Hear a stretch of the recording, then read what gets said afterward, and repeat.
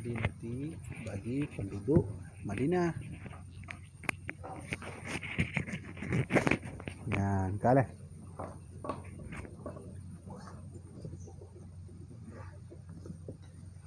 Wa humila ala hadha, dan dibawakanlah pendapat atas pendapat ini, hadza qauluna, dan dibawakanlah atas pendapat ini Ibnu Mas'ud al-Ati, oleh Ibnu Mas'ud.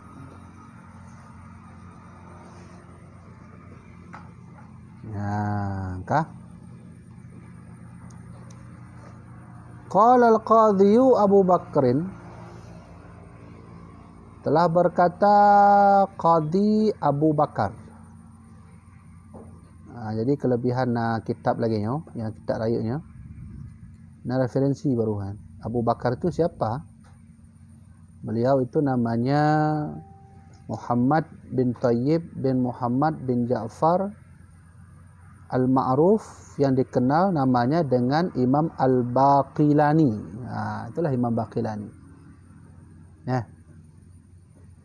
Jadi Rasulullah pernah bersabda dalam hadis beliau yang dinukil oleh pengarang kitab Ikhtisar Ihya Ulumuddin, bahwa kata Nabi Muhammad dalam hadis sahih yang disahihkan oleh Imam Al-Hakim, setiap 100 tahun akan muncul ulama besar. Nah, Imam Al-Baqilani ini masuk ke ulama besar generasi keempat. Generasi pertama namanya Umar bin Abdul Aziz. 100 tahun kemudian muncul ulama besar namanya Imam Syafi'i. 100 tahun kemudian lagi ini dulu baru Imam Al-Baqilani. Coba lihat di dalam kitab ini, coba lihat siapa yang baca kitab ini. Ini kelebihan kitab. Ini kelebihan kitabnya referensi ya. Jadi betul dijelaskan siapa ulamanya, nanti dijelaskan biografi di bawah. Jadi Imam Al-Baqilani ini kenapa disebut Abu Bakar? Karena mutakallimun ala madhhabil Asy'ari.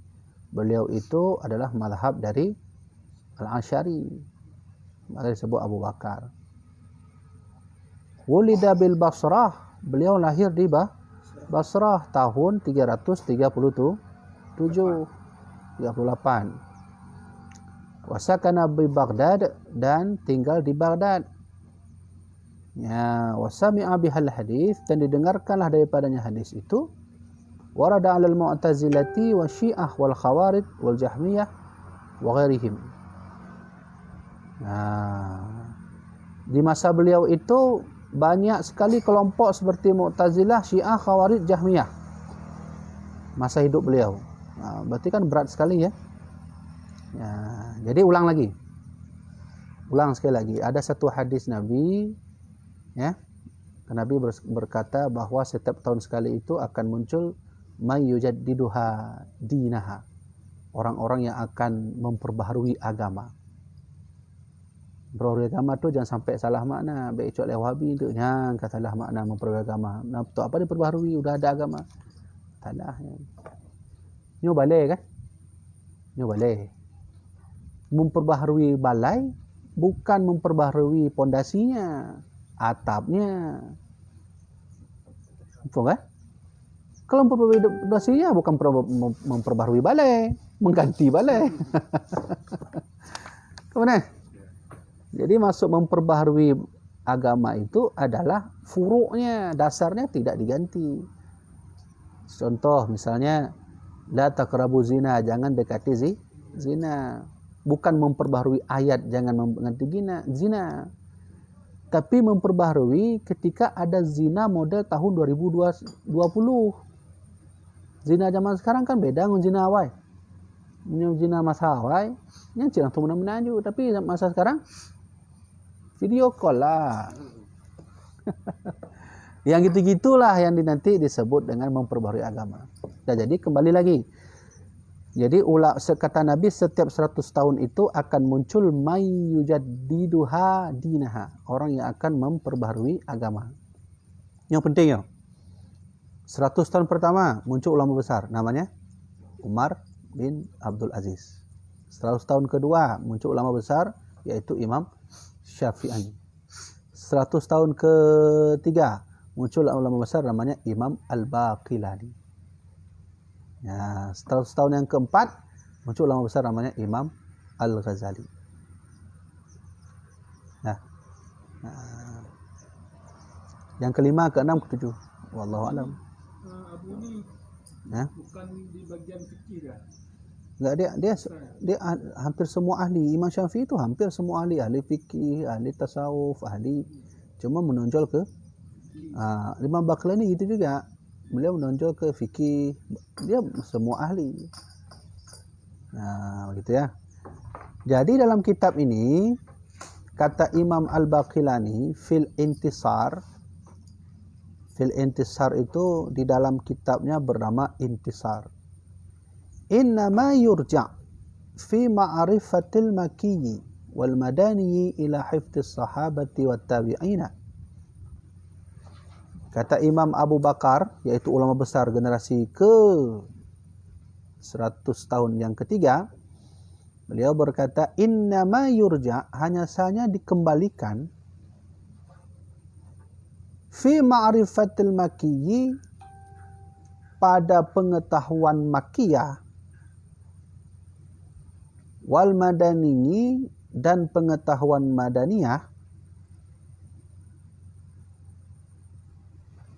Nah, dan pengetahuan madaniyah ila hifdhis sahabati, kepada hafalannya para sahabat, wat tabi'ina, dan para tabi'in. Hifdhi di sini bisa diartikan penjagaan. Jadi hanya sahabat dan tabi'in yang menjaga istilah-istilah makiyah dan madaniyah. Kalau bahas bacut lah. Jadi kita sudah membahas beberapa hal tentang makiyah dan madaniyah. Jadi ini jamaah-jamaah online yang baru hadir. Nah, kita sudah buka pengajian baru, jadwal baru, hari Selasa duha dan hari Rabu duha. Hari Selasa pengajian kitab Al-Itqan fi Ulumil Quran karya Imam As-Suyuti. Itu tentang kitab yang kita pelajari ini adalah tentang kawaid Quran. Kawaid Quran itu artinya kaedah Al-Quran. Jadi kita perlu belajar kaedahnya. Kemudian setelah itu baru kitab Kawakib. Besok hari Rabu kalau tidak ada halangan kita ngaji kitab kawaid hadis, ilmu hadis, kaedah ilmu hadis. Bagaimana cara mengetahui hadis sahih, dhaif, maudhu, dan kitab mantik idahul mubham. Sudah. Pada penjelasan yang lalu kita sudah bahas bahwa makiyah madaniyah itu artinya apa. Makiyah tengku artinya ayat-ayat yang diturunkan kepada Nabi Muhammad saat sebelum hijrah namanya makiyah. Saat Nabi sesudah hijrah namanya madaniyah. Sampai lupa tuh, sampai tuanya. Berarti ada 3 pendapat di sini. Yang pertama, pendapat yang paling terkenal, yang paling banyak orang ambil dan paling banyak ulama berpendapat. Apa itu? Ayat-ayat makiyah itu artinya ayat-ayat Al-Quran yang diturunkan oleh Allah sebelum Nabi hijrah. Kemudian apabila Nabi setelah hijrah, ayat-ayat yang diturunkan oleh Allah kepada Nabi setelah hijrah namanya madaniyah. Nah, betul ya, baca-baca tafai tu. Ya, jadi makiyah, madaniyah. Nah, itu pendapat yang paling banyak orang ambil. Pendapat yang kedua berkata, bahawa Makkiyah dan Madaniyah itu mau setelah hijrahkah Nabi atau sebelum hijrah, di mana posisi Nabi, maka namanya Makkiyah. Jadi pendapat kedua di sini tidak menjelaskan apakah setelah Nabi hijrah atau belum, tapi lebih lebih fokus kepada dipat Nabi katanya. Maka turun ayat Allah turun ayat di Mekah, maka namanya Makkiyah. Posisi Nabi berada di Madinah, maka ayatnya Madinah. Nah, itu pendapat yang kedua. Pendapat yang ketiga adalah annal Makkiyah ma waqa'a khitaban li ahli Makkah wal Madaniyah ma waqa'a khitaban li ahli Madinah.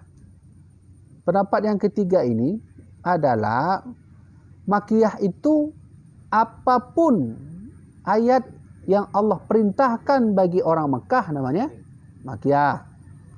Apapun yang Allah perintahkan hukum atau Allah berikan hukum pada orang Madinah namanya Madaniyah. Kaji membedakan? Sudah bisa bedakan? Saya ulangi lagi. Nyol ulang tau. Nyoronya ilun tu menyoka alif bahasa Indonesia ni. Macam alif bahasa Aceh. Nah. Artinya menanya ya, jangan baik-baik. Yang ada 3 pendapat Makkiyah dan Madaniyah. Yang paling terkenal dulu, yang paling banyak orang ambil, yang paling banyak ulama berkata. Makkiyah itu artinya ayat-ayat yang diturunkan oleh Allah sebelum Nabi hijrah. Hijrah ke mana nih? Hijrah ke Madinah.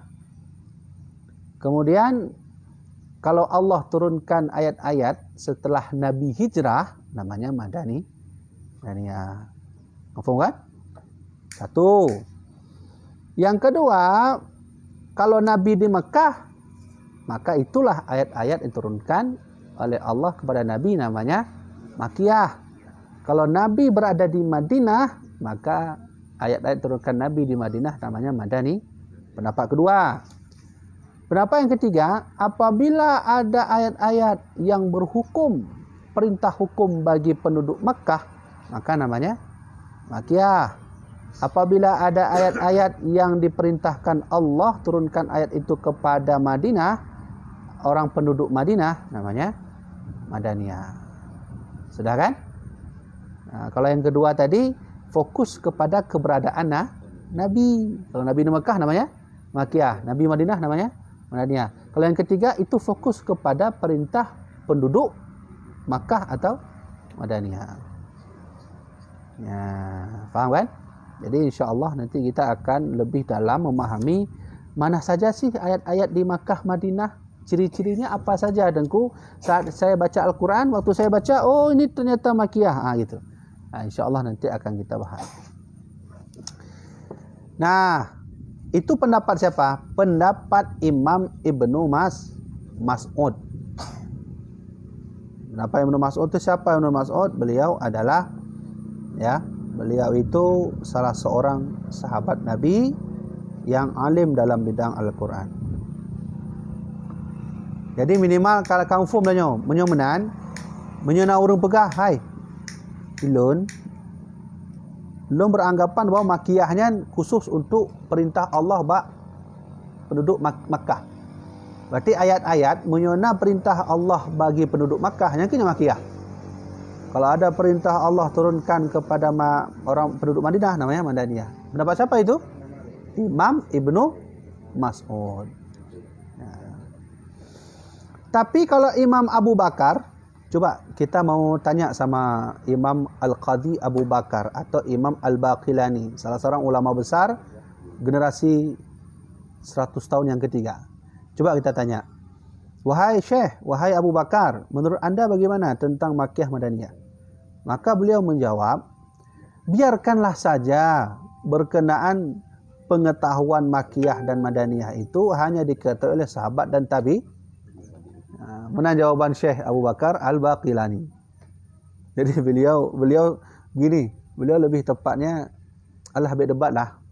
Itu mandum sama, jo pendapat pertama sama, pendapat dua sama, pendapat lain sama. Jadi kibanci wahai Abu Syekh, maka beliau berkata, kalau begitu kita kembalikan sajalah pengetahuan sebenarnya kepada sahabat dan tabi'in. Itu pendapat Imam Abu Bakar Al-Baqillani. Ya. Kemudian walam yurad anin Nabi sallallahu alaihi wasallam fi dzalika qaulun, dan tidaklah mendatangkan anin nabiyyi daripada Nabi sallallahu alaihi wasallam fi dzalika qaulun, pada demikian pendapat itu. Ya, fi dzalika qaulun, kalau kita baca fi dzalika, yang demikian itu qaulun, pendapat, ya kan, li'annahu, bahwasanya Nabi lam yu'mar bihi, tidaklah beliau memerintahkan dengannya,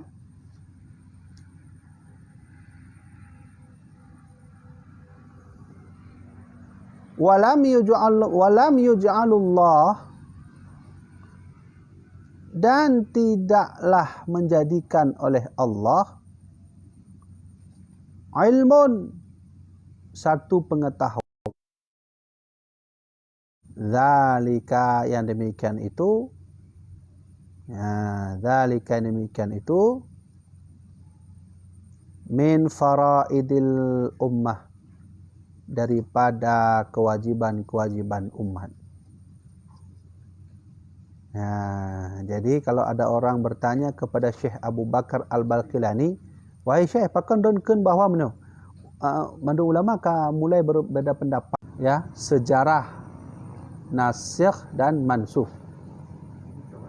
Nah, jadi Imam Abu Bakar berkata, memang ilmu yang begini itu tidak wajib bagi seluruh umat, kata Imam Abu Bakar, tapi minimal orang-orang ulama harus lebih mengetahui tentang sejarah nasikh dan mansukh ayat.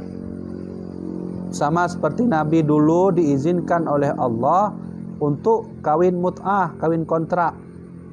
Ketika Nabi berjalan perang, kan lama sahabat nak wawa rumahnya nurinang kibana. Ada sahabat yang baru nikah, besoknya harus berangkat menuju perang. Jadi berminggu-minggu dalam perjalanan menuju perang, sehingga Rasulullah juga membawa beberapa perempuan. Nanti perempuan itu sebagai pembantu Nabi dalam bidang pengobatan, nanti dalam bidang. Maka disitulah Nabi, karena sahabat tidak semuanya sama, nah yang baru menikah dan baru kawin, maka Allah mengizinkanlah kawin kontrak ketika itu. Setelah itu enggak lama baru dihapus kembali oleh Allah. Hanya tipnya ambil cok burahnya. Enggak boleh kita ambil itu. Nanti baik rumah juk ke begah dia bibi macam mana. Kawin kontrak aja. Makkiyah Madaniyah itu artinya apa? Fokus daripada penduduk Makkah Madinah. Ayat untuk penduduk Makkah namanya Makkiyah. Ayat untuk penduduk Madinah namanya Madaniyah. Tapi dalam sebut pendapat lain, ayat untuk Nabi saat Nabi di Madinah Madaniyah. Ayat untuk Nabi saat Nabi di Makkah Makkiyah. Jadi nyo letak pendapat aku paling le lah. Apa yang paling le? Yang paling le ulama kan? Yang paling banyak adalah Makkiyah, itu adalah ayat-ayat diturunkan sebelum Nabi hijrah. Yang kedua adalah ayat-ayat yang Nabi turunkan, yang Allah turunkan kepada Nabi sesudah hijrah. Sesudah hijrah namanya Madaniyah, sebelum hijrah namanya Makkiyah. Nah, ini contoh. Kiban maksud di sebelum hijrahnya munyo-munyo mangat.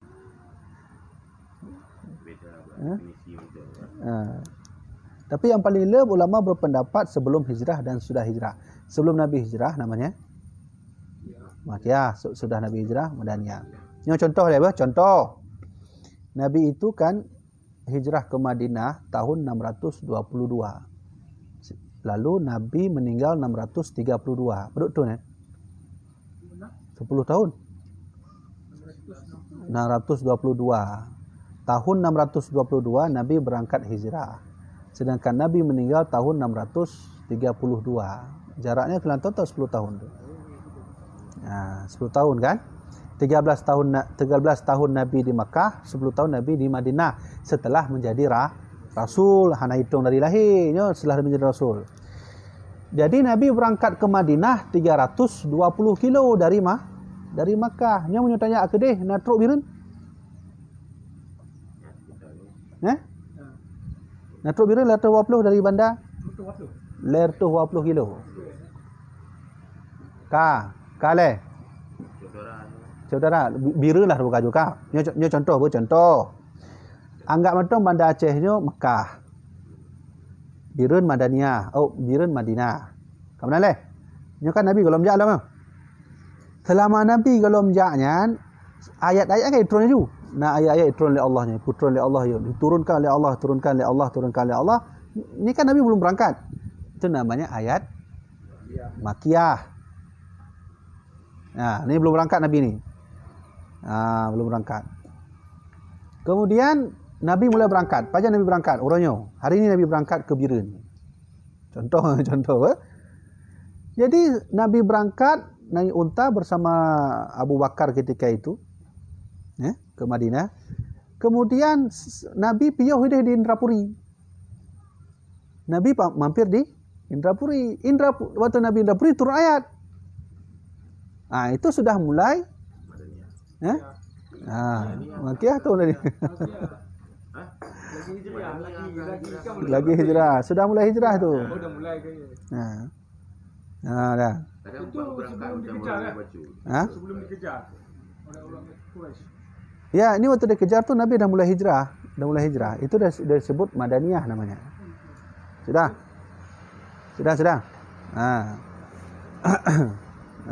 Jadi pergilah Nabi.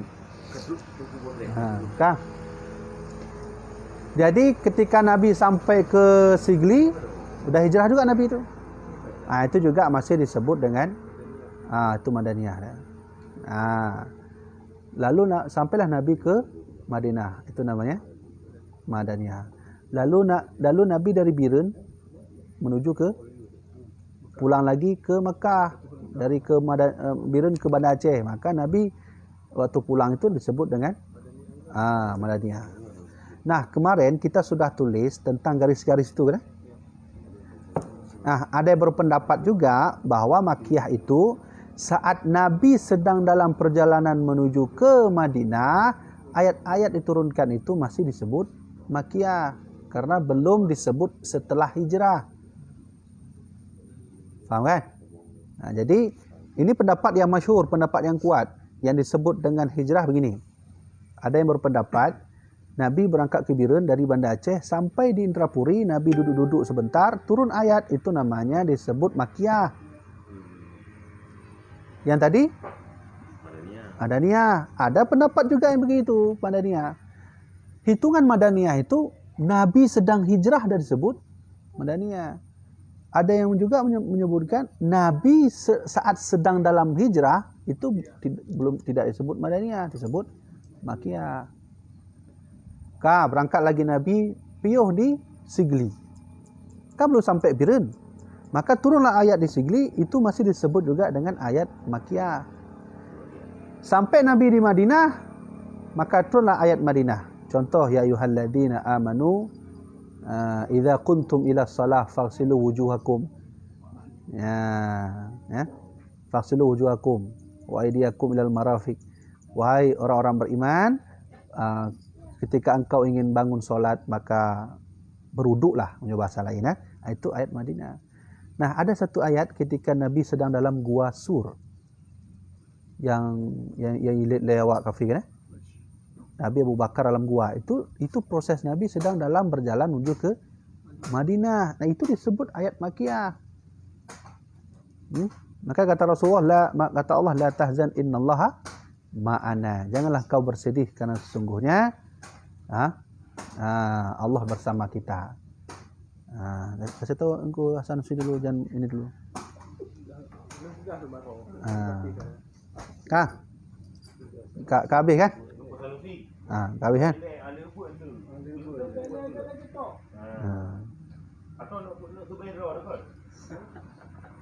Kaji nak bertanya nah?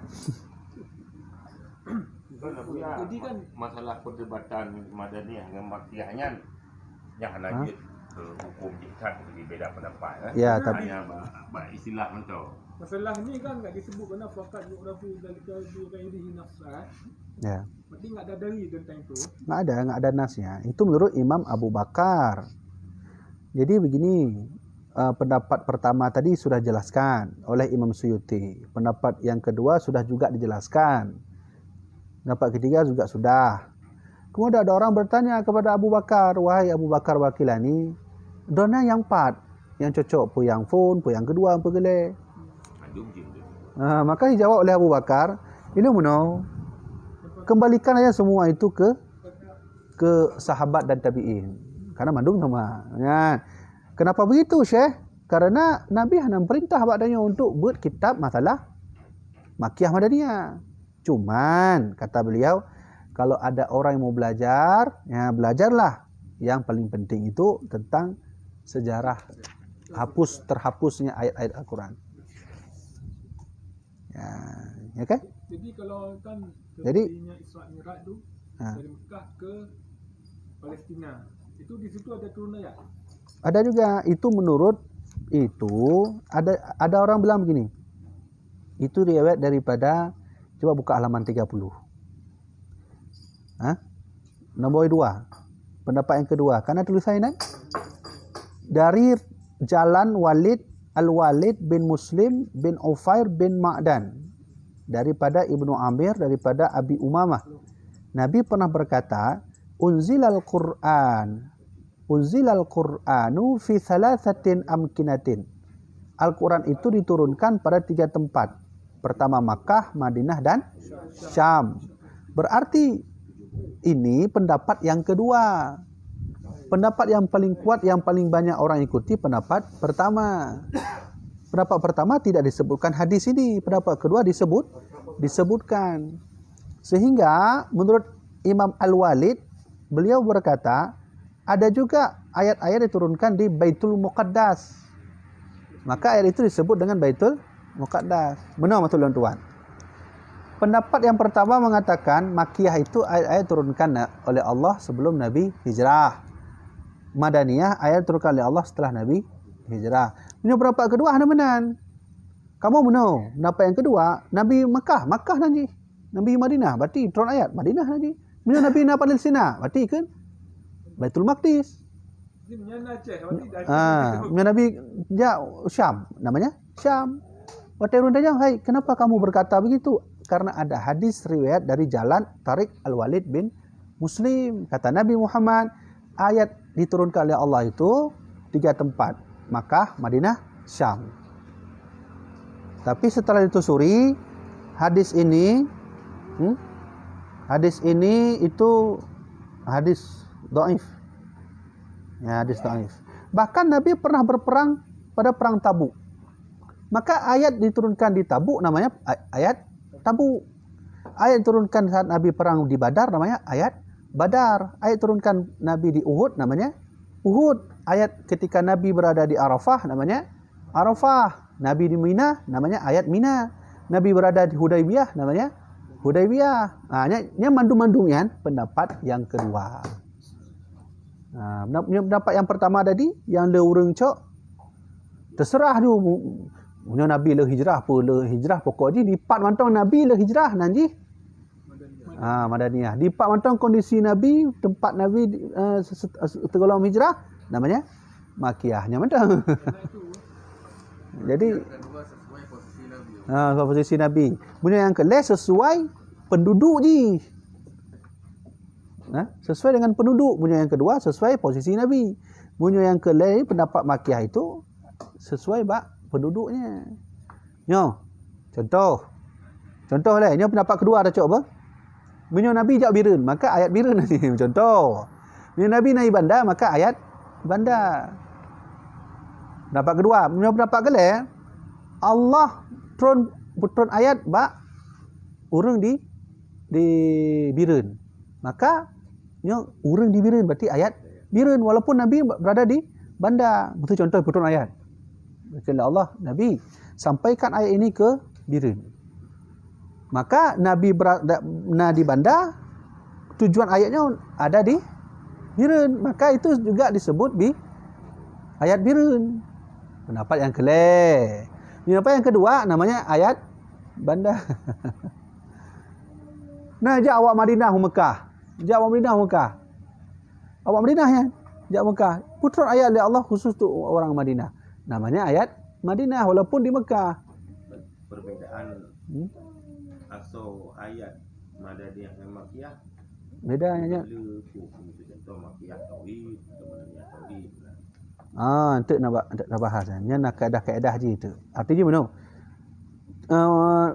Kadang ada orang bertanya, apa sih fungsi belajar ini? Oh, penting sekali. Fungsi belajar ini, besok jika kita baca ayat, oh ini ternyata ayatnya di Mekah. Tiba-tiba waktu Nabi di Mekah, Nabi sedang apa? Namanya kan? Itu mengetahui tentang lika-liku perjalanan baginda Rasulullah. Contoh deh, wala tahzan. La tahzan innallah ma'ana. Jangan kau bersedih.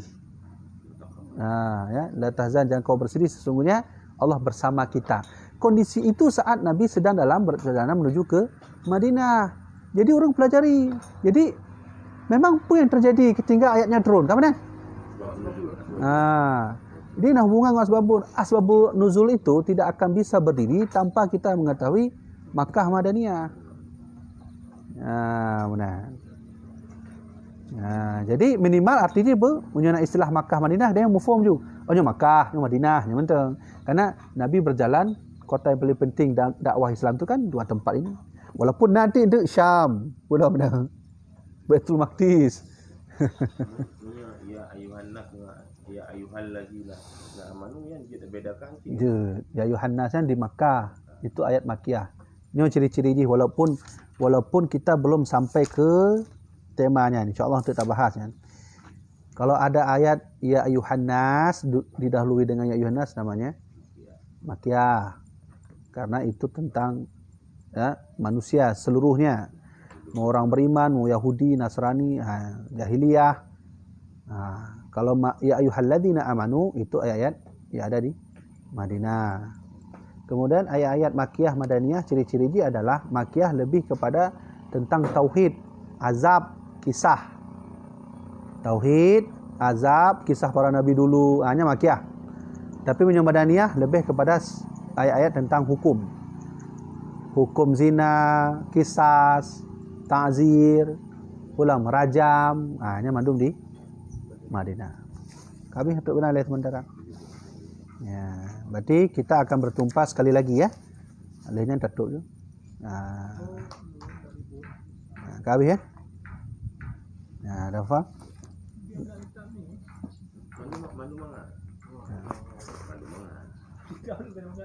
Mau ren dengar nama kita mengat je dengar.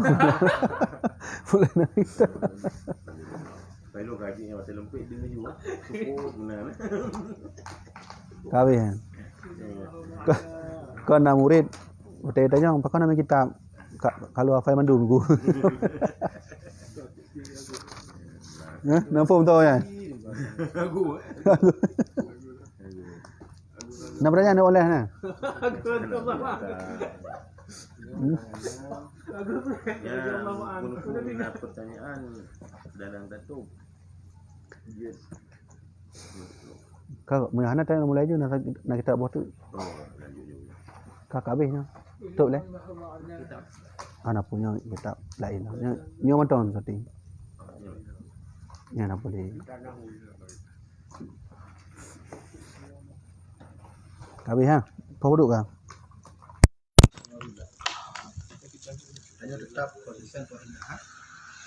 Jadi yang ke Enan Tunku mudah-mudahan bermanfaat secara langsung tuan-tuan. Assalamualaikum warahmatullahi wabarakatuh.